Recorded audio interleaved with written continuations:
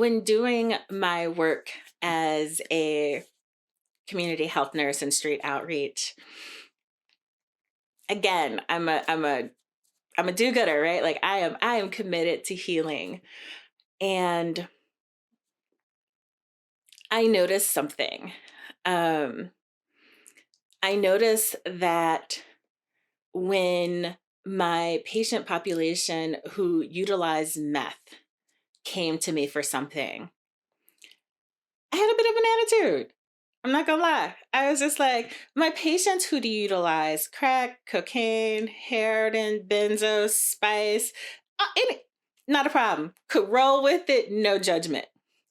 I noticed that when my clients who utilize meth engaged, all of a sudden there was a whole bunch of judgment going on. There was a whole bunch of narratives happening. And because I'm really committed to my work, right? My work of healing, anti-racism, dismantling the medical industrial complex and building a system of healing, I was like, first of all, this is not the human I want to be. And second of all, this is not the nurse I want to be. And so that brings us to like cultural humility, understanding culture, gender, and generational legacies that people have. And so I had to check. So one of the things as we try to navigate that space, we have to check our bias. We have to check what is going on, what narratives we hold, what have we internalized, and then how are we projecting it out. We also have to disrupt socialized narratives.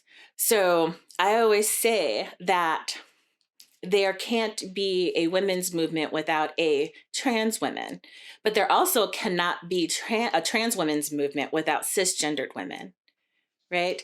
Because we can't get our emancipation at the expense of someone else. We have to emancipate all of us and uplift all of us. And so there are a lot of societal-based narratives, in addition to cultural narratives, familial narratives, and our personal narratives that we have to disrupt, that we have to actually do some reflection work around to figure out like, oh, I carry this. How is this influencing how I show up at work? How is this influencing what prescriptions I recommend, how I'm advocating for the person that's in front of me? How does this influence what policies that I adhere to strictly versus those that I bend and being like, oh, well, this is a special circumstance. We have to reflect on that to figure out what policies and practices within our organization that we are either creating or reinforcing that are actually not in alignment with being informed around cultural trauma, generational trauma, or gender trauma.